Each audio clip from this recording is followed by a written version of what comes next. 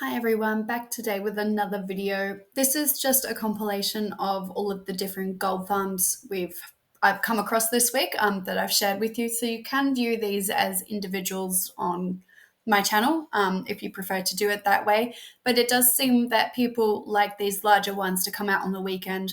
Perhaps that's when more people are spending their time and they're looking at this before they go do their own gold farms.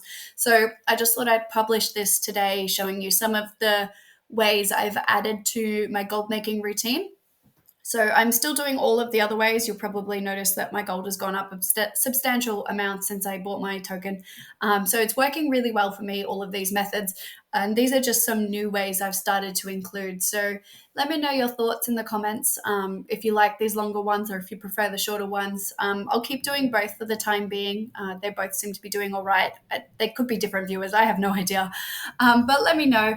And let me know in the comments if you know of any other gold farms I haven't mentioned yet, or any ways I could make the gold farms I'm already doing more efficient, so I can share it with other people. That would be wonderful. Enjoy the video, and I'll see you at the end.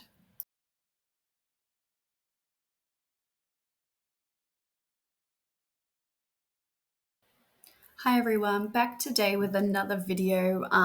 I was just making this video actually on getting enchanting and tailoring points to help build my concentration knowledge trees, which is really working for me. I'm making a lot of gold on the gold level enchants I'm making, and being able to fill more of those public orders on my tailor is really helpful. So having more concentration, a concentration build means I can make more of those at the level people are asking for. So that's working really well for me. And I came to the Dark Moon Fair to do that. I got a surprise while I was there, essentially. But we'll talk about what I started the video for, and we'll go to the surprise later. So I came here, and in the Dark Moon Fair are quests for your professions, for everything essentially, including fishing and cooking. And when you complete the quest, you get 3 knowledge points towards your specializations essentially. It's super easy. I think the whole process, I did the enchanting, the tailoring, and the fishing quest. I think the whole process took me like 10 minutes tops. Do make sure you pick up the things you need for the tailoring quest, which is the coarse thread, the red ink, and the blue ink. You can buy it from the vendor at the beginning before you go into the Dark Moon Fair. You see me do it before I came in. Just pick up those things first, just to save you running backwards and forwards. It does make a bit of time saving just having it in advance. The enchanting one requires you to run around and pick up the little, they just sparkle on the ground. They're like discarded weapons. You just pick them up and you disenchant them, and you give it back to the dude, and they give you 3 knowledge points. And then the fishing quest wants you to go and fish for these dark moon daggerfish or whatever. I did find while doing that fishing quest, I found a way to the dark moon fish can be traded in for pets and mounts, which means if you're not a collector, if you are a collector, that's awesome. But if you're not a collector, these things are not soul bound, which means you can sell them to collectors who want the pets and mounts, which means it's a really good way to make money. So if you're interested in making gold that way, definitely go and do it. I found you can catch them just fishing, just regularly fishing. You catch one at a time. I was doing pretty well. My fishing is almost level 300, not quite. If you've watched my fishing videos, you know the trauma there. I'm not so good at that. It's not something I'm prepared to put a lot of time into, but it is getting there. But I was catching a fish every time I cast. But I did find that the shipwreck debris worked the best. Not only was I catching 3 to 4 fish for every shipwreck debris I picked up, I was getting the crate. And in the crate is the Dark Moon Firewater, and a couple of other things like you can eat the things for the achievement, which, you may or may not be interested in. I did keep them to the end to see if they sold well. They don't. So, do what you want with that. But the Dark Moon Firewater does sell for a lot. And you also get these other pots that are soulbound. They're not exactly a way to make gold. I view them more as a way to save gold. I can use these pots now in my delves and anything else that I'm doing. They're not the best pots in the world. I mean, I wouldn't take them on a heroic raid or a mythic raid or anything. But just for me running around and doing things that I enjoy, it's definitely going to help me kill those things a bit faster. So I went and I kept those essentially. I mean, some of them aren't good for me as a cloth DPS, but you get the gist. Some of them are. So I've kept those. I was lucky enough to get a rare, and I just got a piece of transmog while I was doing that. I got it right at the end there. You've probably seen that. So I just kind of ran around and did the shipwreck debris for a little bit. This video, when I recorded it, it took about 30 minutes to do the recording. I've made it faster for you guys. And during that time, I picked up a lot of firewater, I think something like 25. We'll see at the end of the video for sure. And I've picked up almost 60 or a little over 60 of the fish. And you'll see how much I made on the auction house. But for about, this video took 30 minutes and I spent the first 10 minutes or so doing the quests. So for 20 minutes of fishing, it made a surprising amount of gold. But really the thing that made me the most gold, and I got so lucky, I don't know what kind of proc this is. But when I handed in my fishing quest to the dude, I got a bit of a surprise. So I'm on my way there now, and I don't want to ruin the surprise before you guys can see it. I had no idea this could happen. So I handed in my fishing quest, and I got this bottle, this recipe bottle. And it just says draconic recipe in a bottle. I didn't know it was a thing. I didn't know it was there. And when I opened it, I got a recipe, plans for the heat-resistant rescue ring. And when I went and listed this on the auction house, it's worth 20,000 gold. And I know it's not this expansion. It's not a recipe for this expansion. But there are people out there who want some of everything, who want to collect all of the things for their professions. And they're quite proud of that, and they should be. That's not an easy thing to do. So I have listed it on the auction house, and you see me do it at the end there. So hopefully that does sell. I'll make another video in the future showing you how much it does sell for. But yeah, that was a pretty big surprise for me, a nice surprise. So hopefully that sells. It's a nice little bonus for 20 minutes of fishing. As for the fishing, I just kind of ran around and did it until competition picked up. It's midday here, and like I said in previous videos, I have a little bit of flexibility in my schedule. So I ran around until there were other people kind of fighting me for the shipwreck debris, and then I went back to the capital and I put my stuff on the auction house. So you can see here that the heat-resistant rescue ring. Oh, there's more to that sentence. The heat-resistant rescue ring did list on the auction house for 20,000, which is a nice little surprise and definitely motivation for doing those Dark Moon Fair quests in the future. Let us know in the comments if you've gotten a recipe from the Dark Moon Fair. Do they have recipes from the current content? Have you ever got something like that from completing one of those quests? It would just be good to know. As for the fish, I ended up with about 103 of them, which is pretty good for 20 minutes of fishing. And I got 1,300 there, which, it's not an insane amount. But it is still gold. And if you could dedicate a lot of time to this, it's probably a good way to level your fishing, actually. It's probably a bit more profitable than other versions. This is me just checking to see if the food for the achievement lists for anything worthwhile on the auction house. I do just want to have a quick chat about the Dark Moon Firewater. You can see that they listed for 120 gold each. Now, you have to remember, like with the pets and things during events, they sell for less during the event because more people are getting them. The Dark Moon Firewater increases your gathering speed. So, and I think Dark Moon Fair happens like once a month. So if you try to stagger it, try to sell those Dark Moon Firewaters a week and a half from now, as an example, they're going to have a lot more value than if you were to sell them while people can go get them themselves. So it's just a thought. If you need the gold now, sell them. It's up to you. It's perfectly fine. I'm going to hold on to mine until a little bit in between the Dark Moon Fairs because I think they'll have more value then. They usually do. And I'll go and sell them there. So while this turned into a bit of a gold making video, the purpose was to show you how I was building up my concentration build for other gold making methods. And I just thought I'd show you here the enchant that I'm making on loop.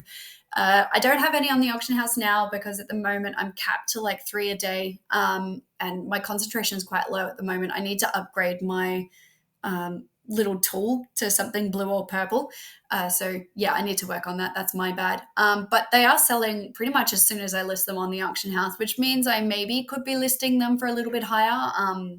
Yeah, which is maybe something I'll play with. But increasing those concentration builds are making me a lot of gold, making up that money that I'm spending much faster. So if you've got the time, definitely try to build up those knowledge point trees. I think you'll find it's worthwhile. That's all for today's video, and as always, remember, girls don't play well.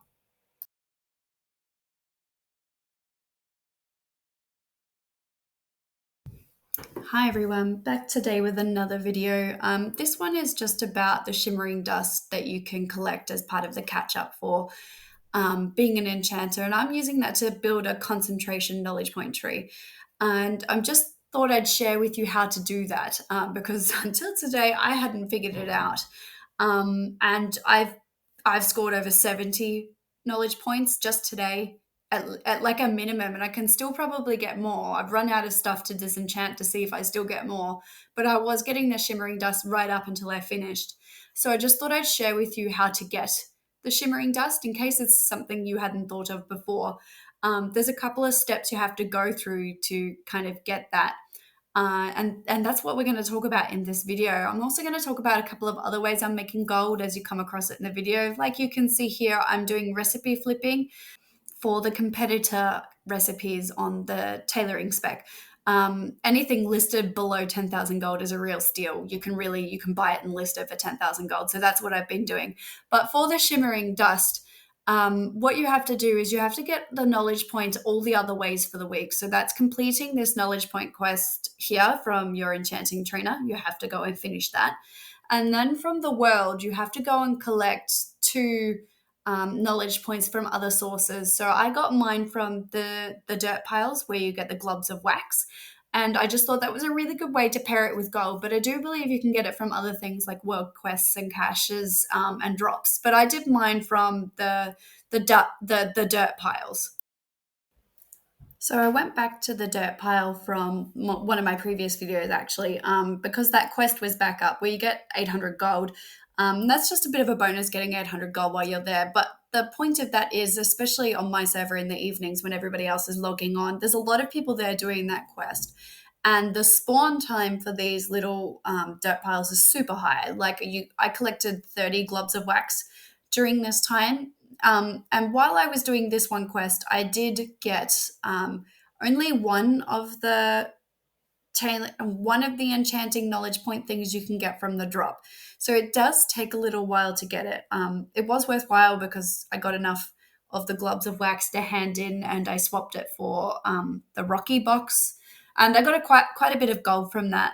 But also the stuff you get while just looting the dirt piles, it sells for quite a lot in the end. And then I completed the quest as well. So that was a bit of a side bonus there. So the 2 points did take me a little while to pick up. I think I was running around in this area for about half an hour, which is really all my motion sickness can take. I tell you, this skywriting flying is the worst thing ever for my motion sickness. And I can't do the other flying until I unlock the Pathfinder. So I should really just do that quest because this is really limiting how much time I can spend on these kinds of farms. Let me know, am I the only one that's suffering with this type of flying? Like, is anybody else having a difficult time with it? So I did manage to get a lot of these little dirt piles, and I made a fair bit of gold from it, which is, what we're here for. We're here to make gold. We're here to get mounts as well if you're watching the other videos. But gold is the primary focus here because, it's really good for just everything from casual players to serious players. Everybody has a use for gold. So I just flew around in this area and collected these little wax globs for a little while.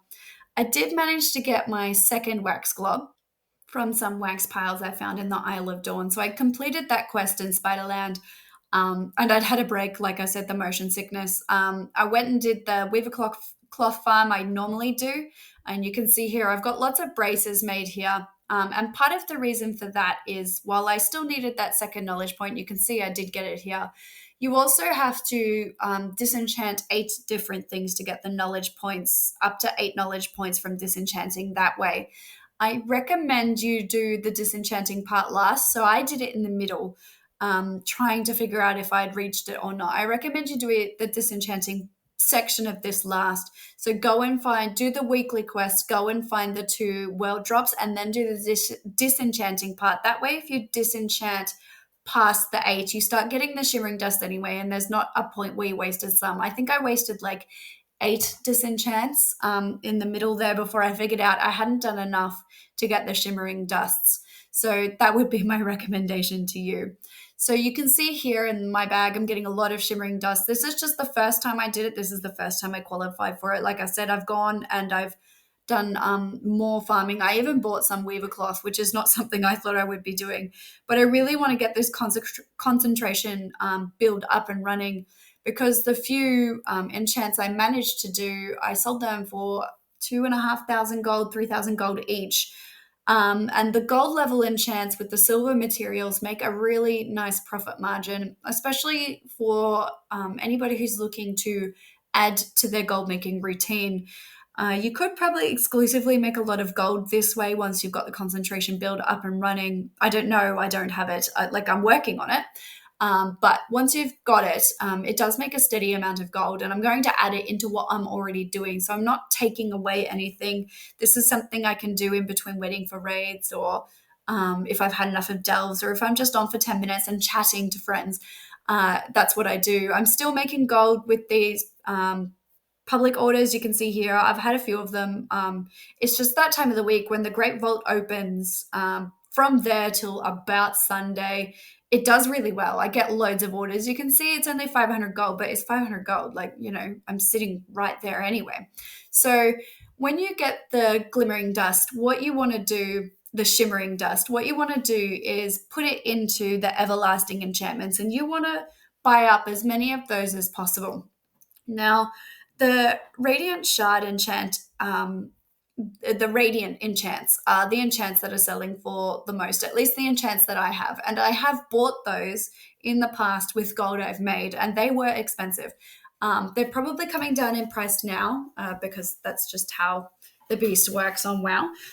They are coming down in price now, but the once you have the recipe, they make a lot of gold. But you do need to still learn all the way up to level 20 in, I think it's the earthen enchantments, to make the most gold you possibly can out of there. So you can see the enchant chest crystalline radiance. It sells for a lot. There's 2,500 gold, and it's about an 800 gold profit margin. More if you're collecting any of your own materials and you're not buying it from the auction house. So it's just a thought there for people looking to do to expand their gold making routines, essentially. I am still doing the tinderbox flip. Thank you so much to the person who pointed that out. It's a real steady form of gold making. Like I said in the tinderbox video, you have to have gold initially to get a bit from that, but you can see that I'm making a steady profit from all of that. So I have been doing the tinderbox flipping, and I have just been listing them solidly for 2,400 now, and they're always selling. On my server tonight, it actually got up to 2,000. 2,600. So I might actually be shooting myself in the foot a bit. Perhaps I can be listing it for higher, because in the evenings they do sell for a lot more. And in the mornings, if you've got the time, I mean, I'm an author, I work from home. I've got a lot of flexibility in my schedule. So it's not too hard for me to log on in the morning for 30 minutes and then log on in the evening for a couple of hours once my kids are asleep.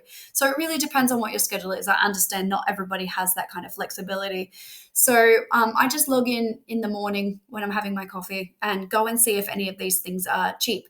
Some I've been picking up some for 730, 720, sometimes 700. Some people really don't know what they have. And I'm making a real good profit margin off buying those cheaper ones from the morning. This is me buying it in the evening to show you for this video, but buying those cheaper ones in the morning and then listing them at 2,400, which is selling in the evening. So it does mean I'm going a little while without that gold. But the income it brings is really, like, if you had enough gold, this could be your sole gold making way of doing it, essentially. What you would be doing there is cornering yourself, though. If the tinderbox market ever goes down, you're kind of stuffed. So make sure you're diversifying. I mean, you don't have to take my word for it, but really, I strongly suggest diversifying the way you're making your gold income. I think it also helps a little bit with keeping it interesting. Sometimes if you do too much of the same thing, you get really bored, or at least I do. My weaver cloth farm is really good. It's really steady, and I can pay for my WoW subscription exclusively that way if I wanted to, if I just do it every day. But I get bored and I don't always want to do it every day. So finding other ways to make gold is a good way to make sure I'm entertained while I'm playing WoW. So that's really today's wrap up for that shimmering dust. Like I said, what you want to do is that world quest for the enchanter in the beginning, and then you want to go and find the two uh, knowledge point drops from world events, world things that you're doing just out in the world, I guess. And I did that with the dirt piles, but there are other ways you can do that. And then the 8 knowledge points you get from disenchanting. And then after you've done all of that, you get the shimmering dust. So definitely go ahead and give that a go if you're looking at building this concentration spec. This doesn't work for every profession. I think it only works for enchanting this way, but I imagine for other gathering professions, they would have something similar. So I'm finding this really helpful, and I hope you find it helpful too. If you found this video helpful, please like and subscribe. It's free for you and it's super helpful for me. And it lets me know what kind of videos you want more of. I know that I'm doing quite a variety here, but I'm trying to kind of expand what I'm doing. Like I said, I tried to expand what I'm doing in WoW in case something isn't working in the future. So I'm trying to do a bit of everything, trying to help everybody in a couple of different ways, just by playing the game the way I enjoy. So that's it for this video. And as always, remember, girls don't play WoW.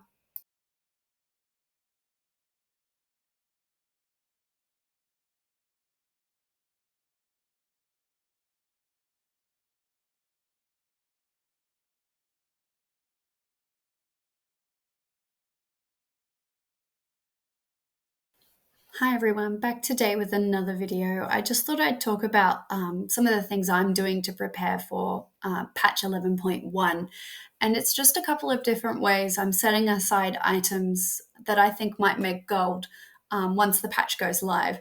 So I'll put a link to this webpage in the description for anybody who wants to read more, because I'm skipping through some of it just to the parts where I'm interested. And the bits that interest me the most are the new, the knowledge point treaties, but also the new recipes. So I'm very interested in some of these new recipes because I think that will create a lot of demand for the regions required um, to make it, essentially. And I'm just looking to stockpile some of those things in hopes that when the patch goes live, the value of these things goes up. So I'm sure you've all noticed that things on the auction house are worth much less than they used to be. And from here, there will usually be like a downward trajectory between now and the next expansion. But we will see these little blips along the way when new raids are released, when new patches are released. Especially like with this one, it's got the new crest, which means new. You can upgrade your gear to a higher item level. So everybody's going to need new enchants. They're going to need the new accessories, the things you can put on the gear to buff it up, new gems, all of those things. People are going to be upgrading those with the new items. So there's definitely going to be a bit of a boom in the price of some of these things. Now, it is a gamble, I am guessing, based on what I can see here. But I just wanted to share with you how I'm preparing for all of that. So, firstly, we just want to look at the charged armor kit. And basically, I think that that's a really good kit to pick up. I kind of want it. And it'll be best in slot for a lot of people, but the ability for people who use a character and switch specializations, if you're a tank and you switch to DPS or to healer, or from healer to DPS, this this kit will give you a lot of flexibility in terms of your armor. You might not have to change in between switching specs. So I think there will be a lot of demand for it, especially initially. And at the moment, the leather really isn't very expensive. So I'm going to stockpile some of the silver ones because I think there will be a lot of concentration crafters out there looking to make the gold level one here for the flip. And I think I'll collect some of the gold ones as well, just because the price is pretty good. Because I think there's going to be a chance that there are some people who set them in as crafting orders. I can't be certain about that, but if you can get a gold one for cheap, you might as well give it a go because some people might consider that. So The next thing I'm interested in is the enchanted weathered crests. Also, the runed crests and the gilded crests. What that means is there'll be three new levels of gear, three new item levels, and everybody's going to want those. So, like I said before, there is the ripple out effect of that for everybody wanting the updates, the enchants, and the gems, and all the other things that go with that. But every piece of gear that's made is going to need these crests. So everyone who wants an upgrade is going to be looking to get them, which means storm dust, which is a requirement to make the other crests. And I am guessing here that it will continue to be a requirement for this one. And I could be wrong. This could backfire. It is just an assumption because the other ones require the storm dust. So I am assuming that they will want more storm dust to get these crests. So I'm going through and buying some of the storm dust when it's cheap. I'm buying the silver and the bronze. The reason for this is the silver is for concentration professions, people who will be making, maybe not me. I can't seem to make money with enchanters, probably because I don't have a concentration build. But there are people out there who will be looking to buy these silver storm dust to make the gold products. So I'm buying some of those, and I'm buying some of the bronze ones because the crests, they don't go up or down in quality. So you're better off using the bronze level storm dust to make your crests, because otherwise you're wasting money, because it doesn't matter. You can use a gold or a bronze and you're getting the same quality anyway. So I think there's going to be a lot of people who want the crests, who are looking for the cheaper option, but there are also going to be a lot of people who want the enchants. So that's what I'm doing here. I'm stockpiling up on the storm dust, both the bronze and the silver, like the leather, to put them away and to just see whether or not that gamble pays off. When you're doing this kind of, and it is a bit of a gamble. I mean, it's an informed gamble, but we are still kind of gambling here. When you're doing this, it's very important to not spend all your gold, because this could backfire. The things I'm choosing here, like the storm dust, isn't a loss for me. I can go use that to make other things, and I am working on a concentration build. So there is a chance for me to make profit on that in the future if this does backfire, as I make my own enchants and things like that and sell those on the auction house, even just for making my own gear. So I do have a backup plan for a lot of this. The leather has no backup plan. That's probably my biggest risk here. But I do think that it has a pretty good chance that it could blip up in value. If you've done any of this trading for patches and expansions before, lots of people do this. Lots of people hoard items they think are going to do well. So keep in mind when the expansion comes live initially, there's going to be all of those people with FOMO who are panicking or wanting to make lots of gold and just dumping it all on the auction house. And that's going to affect prices, at least initially. There are going to be smart people who are waiting that out, or smart people who are buying that out, waiting for the prices to kind of stabilize, as all of the people who are panicking or desperate to make gold, or perhaps stretch themselves a bit too thin gold wise, are just trying to offload all of their stuff to make as much gold as possible. So the dumping all of the things on the market does have an impact. So just think of that whenever you're doing any sort of collection, where you're trying to sell stuff. Like the tinderbox flip, for example, is a really good example.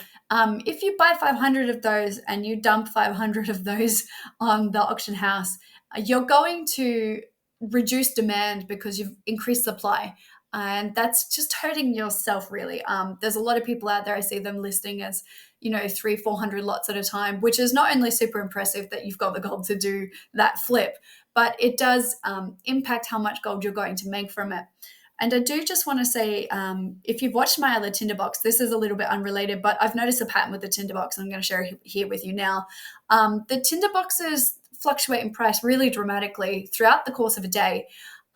So they fluctuate between 2,100 gold is the lowest I've seen it, but 2,200 gold is where it sits. But I have seen it go right up to 2,400 gold. And I'm starting to list a chunk of mine there. So when it sees those spikes, when somebody comes and buys a huge wave of them, I'm getting a better price, and I'm getting that for just being patient. So it's worth thinking about if you're doing this tinderbox flip. Consider that for yourself.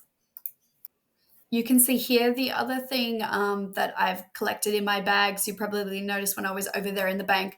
I'm selling my weaver cloth and my dawn weave and all of that, and that's part of my farm. But I'm starting to keep the silver ones of all of the weaver cloth, and that's because there are going to be probably people who are still doing the concentration flip, and I think that that could pay off. Another thought I'm having just now as I'm making this video is that there probably going to be a lot of people who want to buy the dusk weave and the dawn weave bolts come the new expansion. They're probably going to want the gold level stuff, and there are going to be profession people who have the concentration builds who can make that gold level stuff and make a lot more profit than you can.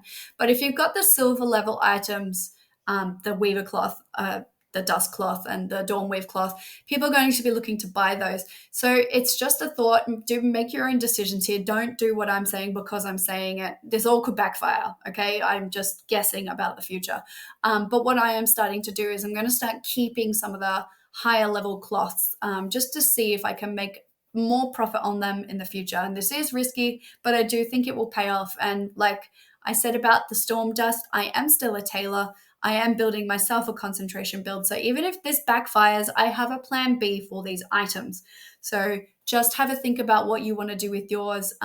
There's probably a couple of other things. If you go look at the link I put in the bottom there where I talk about the patch notes, go and have a look at that link because there are other there are other recipes coming out. There's a cooking recipe and there are some engineering recipes, and if you've got either of those things, it's worth having a look at. But I do just want to say that, like I said before, we do know there are going to be new levels for gear. 3 new levels, which means even if you're a blacksmith or a jewel crafter or an alchemist is probably going to do well when the new raids come out when you're making those pots and things. But just remember, there's going to be a ripple-on effect for all of these things. It probably won't be as impactful as some of the things. There's going to be a demand for people to upgrade their gear with these new crests. And like I said before, there's going to be a wave. And that's going to affect every profession in ways people who have that profession can only know. I can only guess how it's going to affect blacksmithing, for instance. I play mostly cloth players. I don't have a single plate player, so I don't have blacksmithing. It's not a value to me. But you'll know better than I do for blacksmithing or engineering what things are profitable for you in the event that people do a remix of their gear, try to upgrade all of their gear. What is selling well now? And if you've got those upgraded crests, what is probably going to sell well in the next patch? What can you be storing to make the most out of that? So just have a think. Even if I haven't said it explicitly here, hopefully I've given you some ideas for how you can go look at your own professions and think of ways to make gold there once this patch goes live. If you're preparing for the next patch in different ways and you think you'd like to share with us, leave a comment down below, and that would be wonderful. It's always helpful when we get those kinds of comments so we can kind of share it around a bit.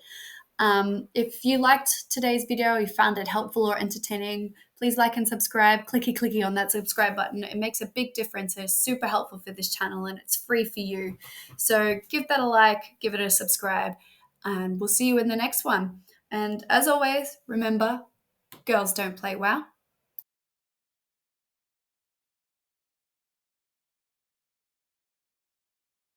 Hi everyone, back today with another video.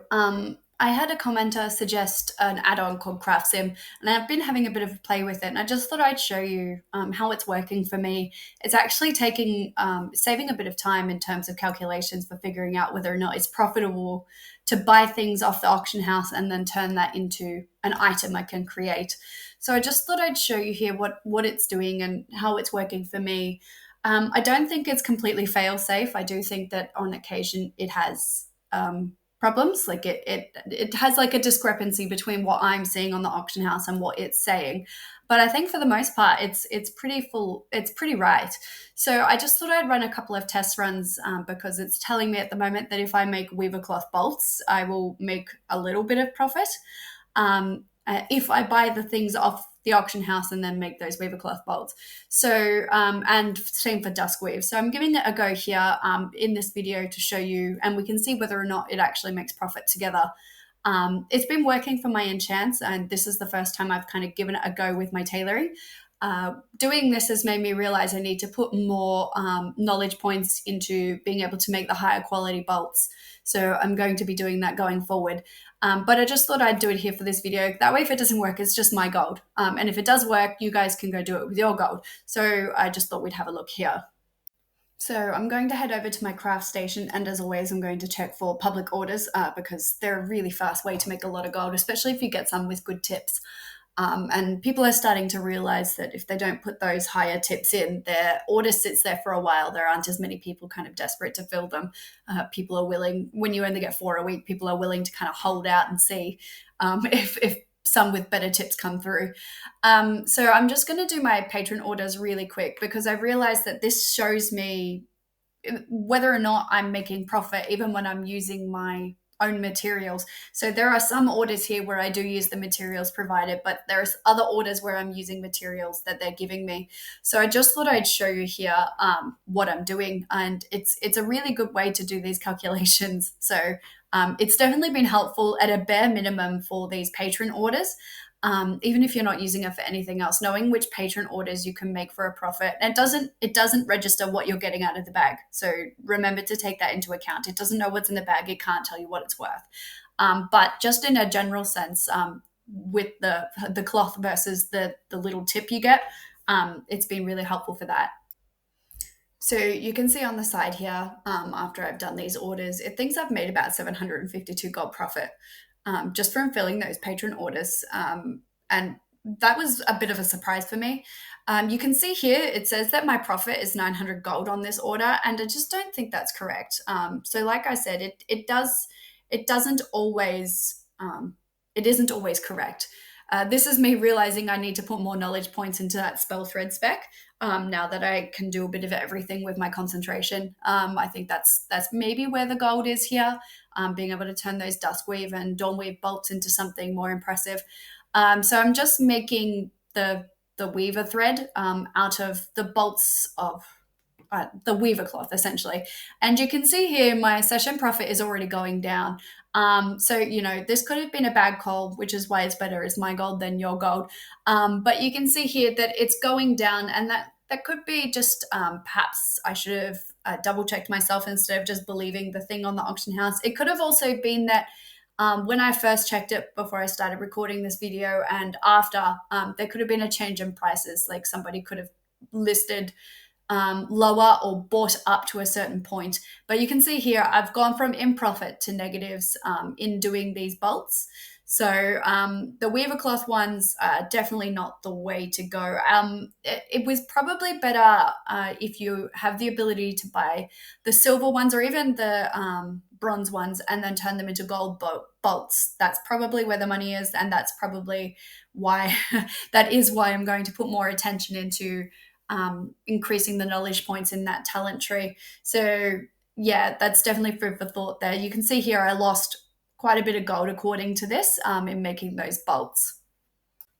Now, I didn't buy the exquisite weaver cloth bolts off the auction house. I already had them in my bag, but the thing is supposed to take into account how much it would cost to buy it outright. So when we go down into the duskweave bolts, it should tell you how much it costs to craft, which is apparently 383 gold, and how much profit I'm going to make when I list each of these bolts on the auction house. And that's not counting for things like the multi-craft or getting regions back. So you can see here, there's a couple of times I'm in the negative, but then when I proc the multi-craft, I get a bit more in terms of profit, which kind of helped carry me through back into profit after that weaver cloth problem there.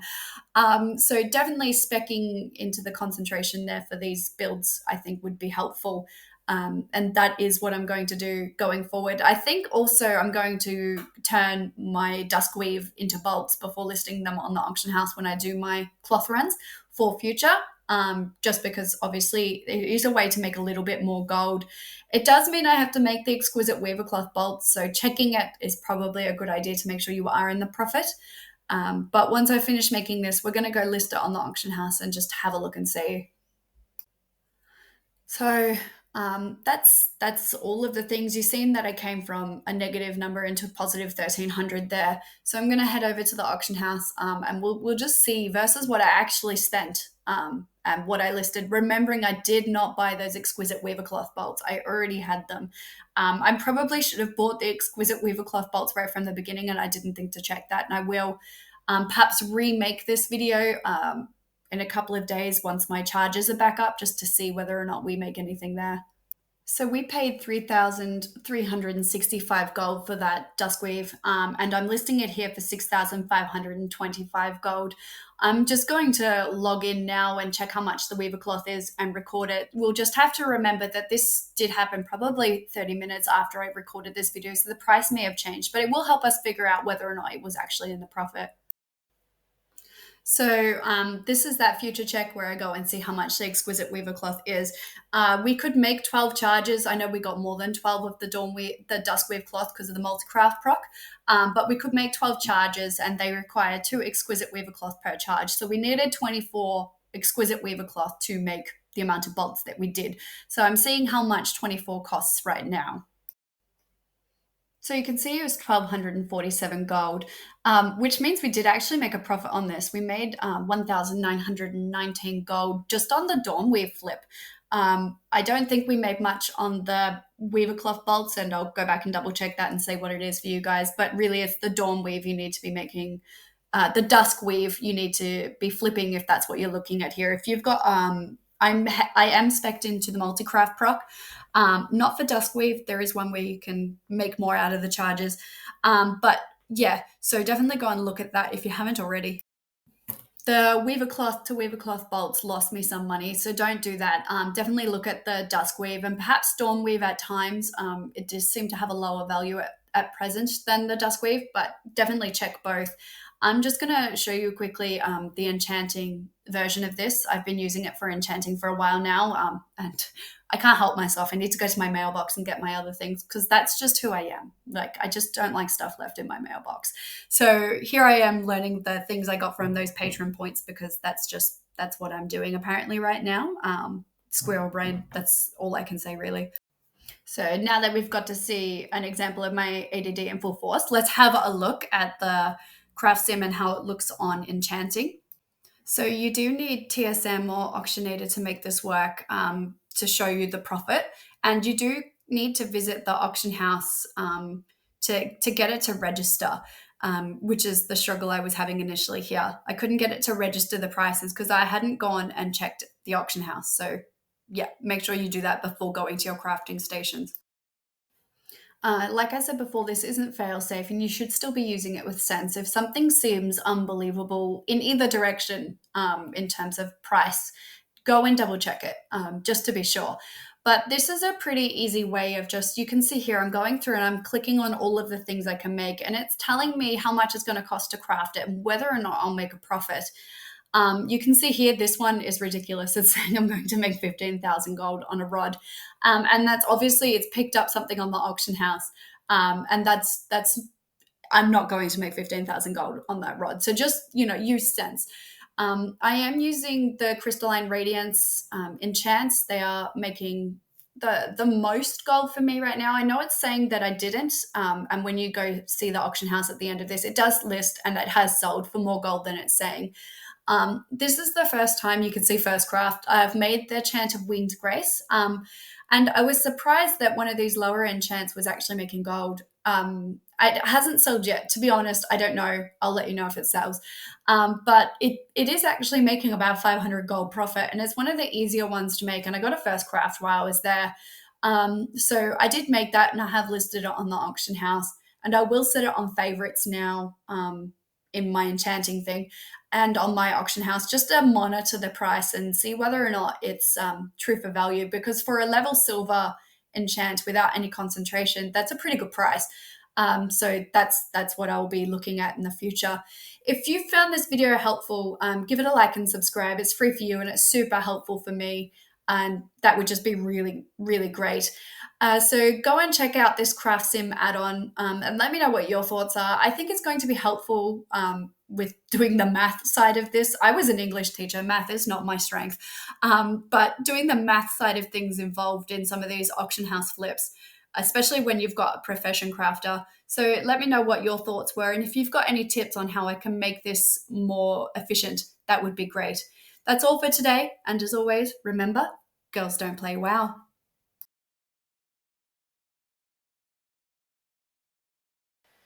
So that's all for this video. If you found it helpful, please like and subscribe. It's free for you and it's super helpful for me. As earlier, if you have any suggestions about other types of videos I could be making, gold farms or otherwise, let me know, and I'll do my best to do that. If you have any suggestions for how I can improve as well, I'm always open to those. So that's all for these videos. I hope you go and make lots of gold now. And as always, remember, girls don't play WoW.